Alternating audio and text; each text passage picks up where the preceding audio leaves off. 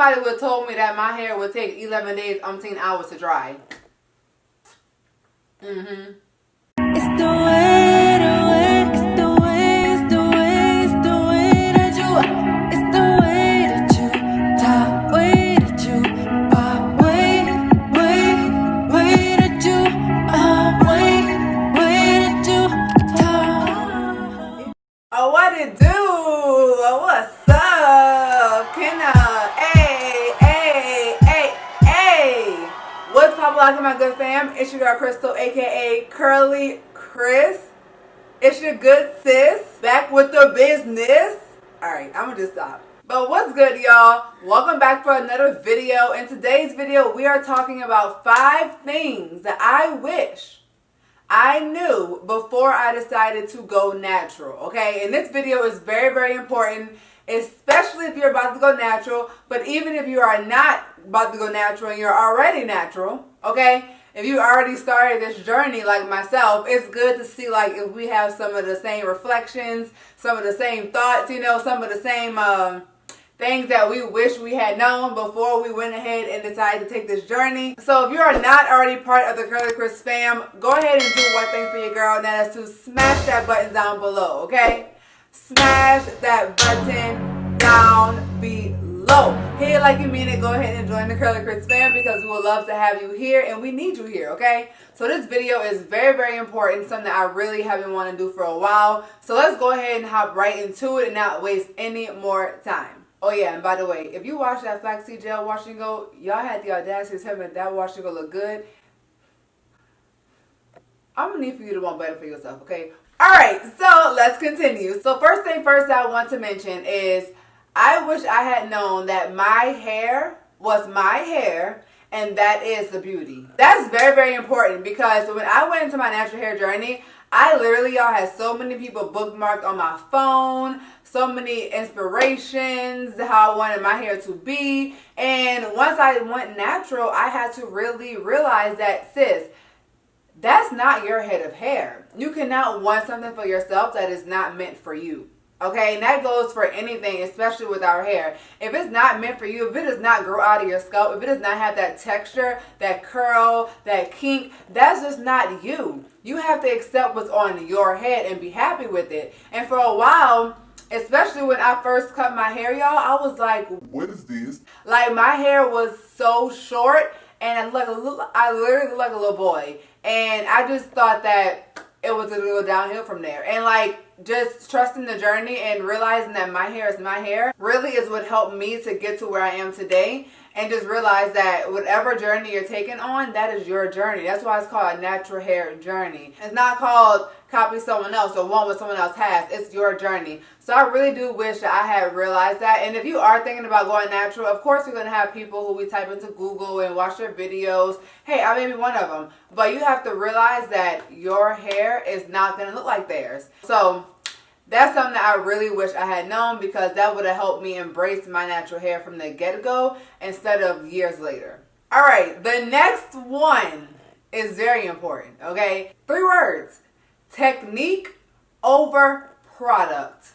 That's it. Technique over products. And what that means is exactly how it sounds. The technique, you learning which technique works for your hair is way better than any product you can buy to try to get it to fix your hair.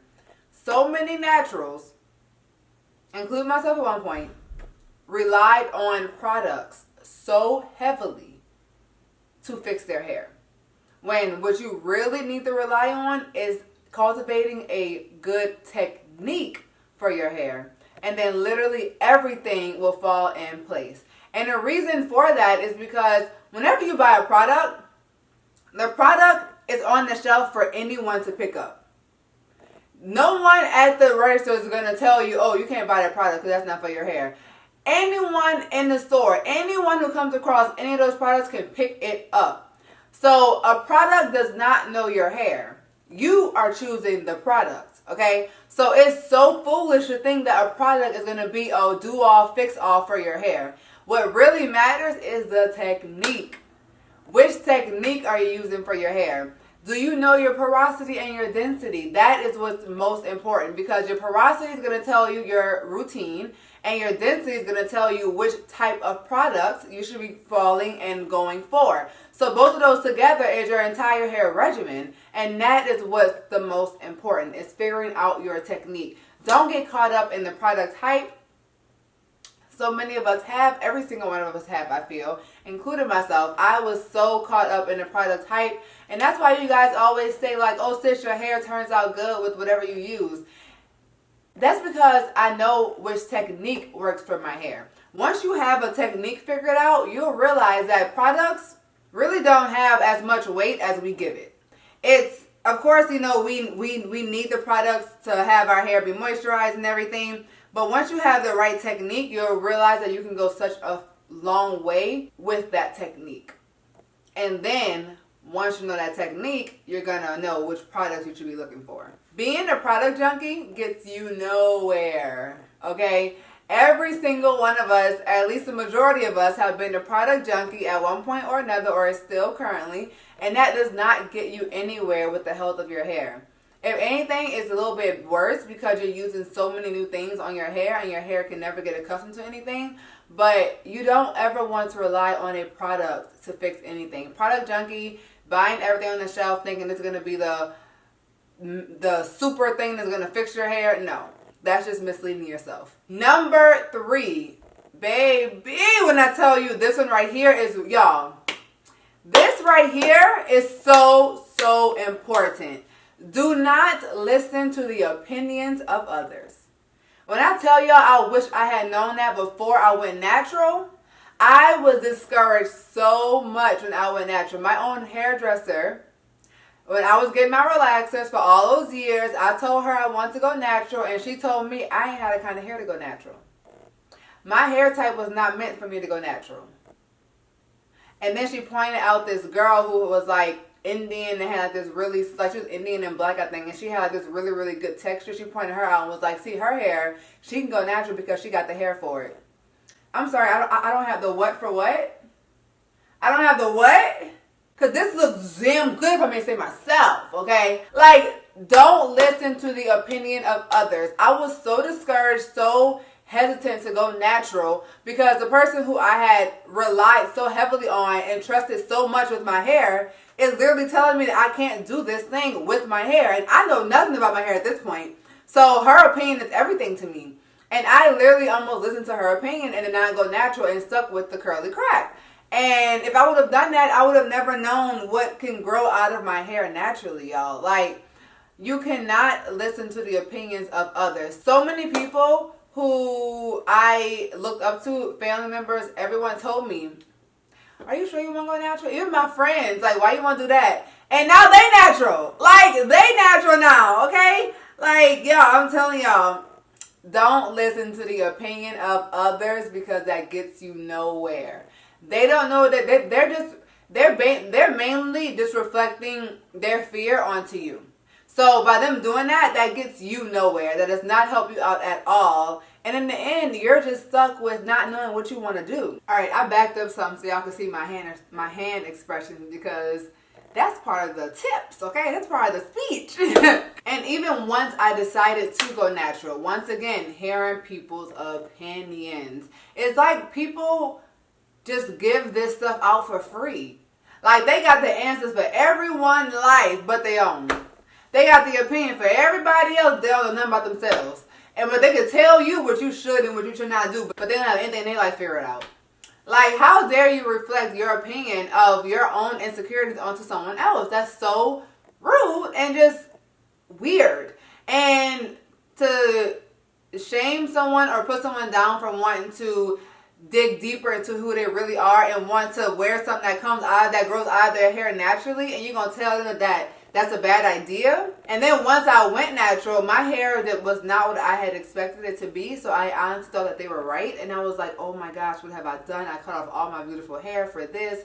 And I just said, okay, sis, well, you cut it. So you got to trust the process now.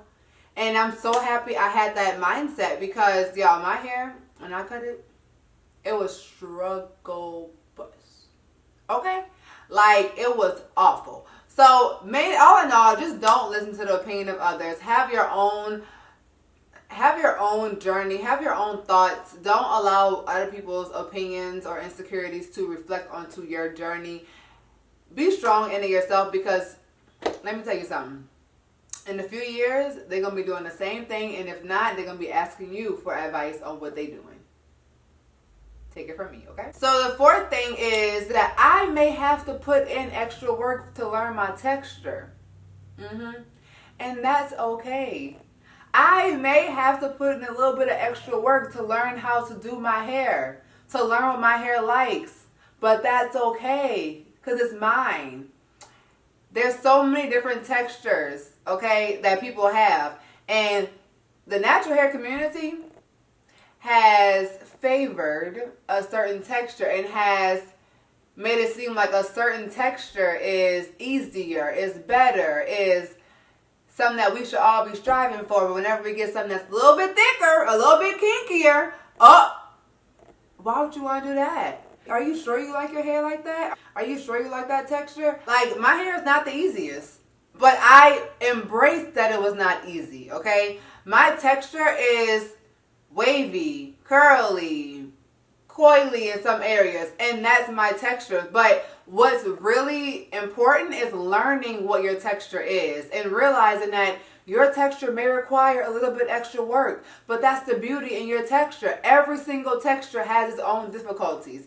Every single texture has its trials, has its problems, but you have to figure out what yours are and embrace that. And in the natural hair community, once again, it's been said that a looser texture is easier to manage, when in actuality, you just don't want to put in the work to learn your own texture.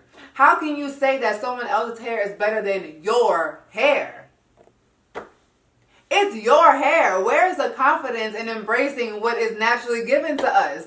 And that's something that's so hard to do, and I understand that. But that's also why I like to make videos and have a platform to encourage hair types that are looser than mine and kinkier than mine. And realizing that, y'all, it's about the technique, and it's about learning your hair and knowing how to moisturize your hair. It's not at all about what texture you have. Like, it's so sad because so many people don't love their hair because it looks a certain way, and it's not favorited in the natural hair community. And that's really and truly sad. And the natural hair community is honestly toxic. I said it. And I can speak on that for so long. So if you do want a video of me saying why I believe the natural hair community is toxic, let me know in the comment section down below. Drop that in the comments right now, because I will make that for sure, because it's something that really needs to be said. And it's been said by people already, but I have like my own opinions as to why as well. And it just ain't cool. Alright, the next tip is, if you are going natural, then that typically means that you've had a relaxer before or something like that. Because if you were always natural, then I mean, you wouldn't really say I was going natural, you know, because you're already natural. So the next tip is something that's really applicable to you if you are in this category. And that is, we have to moisturize our hair, okay? If you had a relaxer, then you know that before you went natural, you did not have to moisturize your hair as far as in how much moisture our hair needs now. If you had a flat iron or a relaxer, you typically just went to the hairstylist. They did your hair every week or every 2 weeks, and that was it. For the midweek, you may spray some oil sheen on that bad boy or do something like that and be gone. But you didn't want to put too much stuff on your hair because you would weigh it down. But when you are natural, you have to amp up on the moisture, okay? That is something that I did not know before I went natural. It was something that was like really a shock to me, because I was like, my hair never required this before. But what you have to realize is you now dealing with texture, baby. Okay?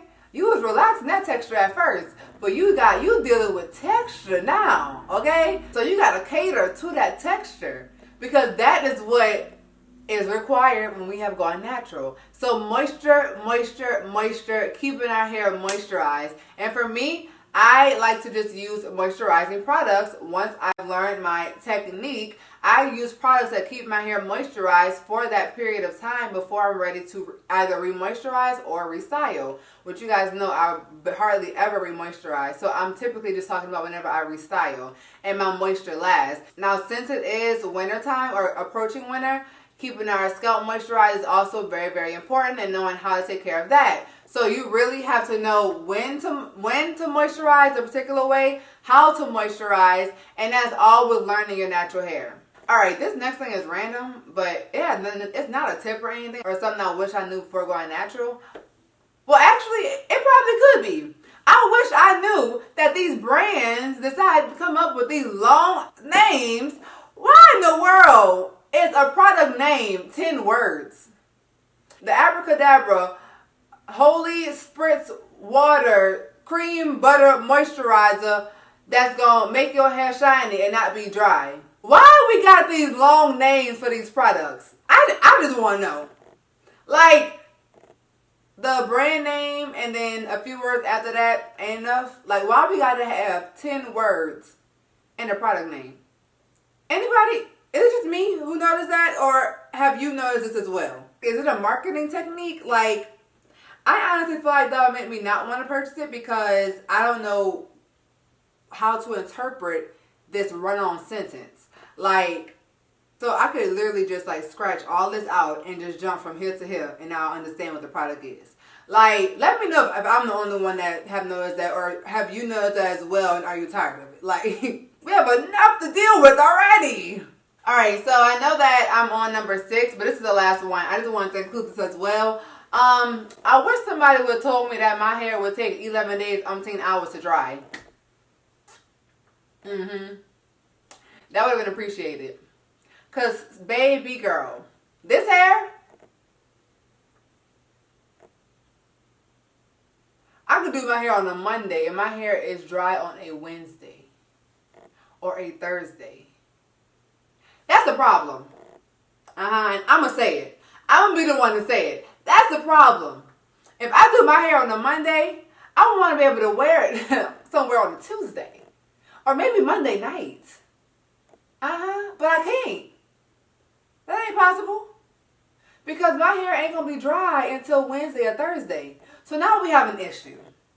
Now I want to square up. So I wish someone would have told me that. Because that would have really helped me. And they would have said, sis, your hair going to take 3 days to dry. I'd have been like, what the hell? Baby, give me the creamy crack. No, I'm just kidding. I wouldn't have wanted the creamy crack. But that would have been helpful. That would have been real, real helpful. Because natural hair does not dry quickly. At least my low porosity natural hair. But I just wish y'all would have told me that. Because that's something that y'all all done left out of these videos. Y'all all done conveniently left that part out. Okay? Look. So all in all, y'all, those are my 6 things. I know I said 5 earlier, but I ended up talking about 6 things that I wish I knew before I went natural. If I would have known these things, I would have been so much better off in my natural hair journey, so much more prepared. Of course, there's probably more things that I did not talk about, but as far as right now, these are the things that I really want to touch on. Thank you guys so much for tuning in. I also want you guys to drop in the comments below, what is something that you wish you knew before you went natural? Is there anything that I did not say that you wish you had known? Let me know in the comment section down below about that as well. And thank you guys so much for tuning in. If you are thinking about going natural, stay strong. Do not let someone else's opinion determine your journey. And listen, if you have a texture that is more on the kinkier, coilier side, your hair is beautiful. Learn your hair, master that technique, and you're going to be just fine, okay? Thank you guys so much for tuning in. I really do appreciate you guys. If you are new, make sure to smash that button down below as well. And I'm going to see you guys in my next video.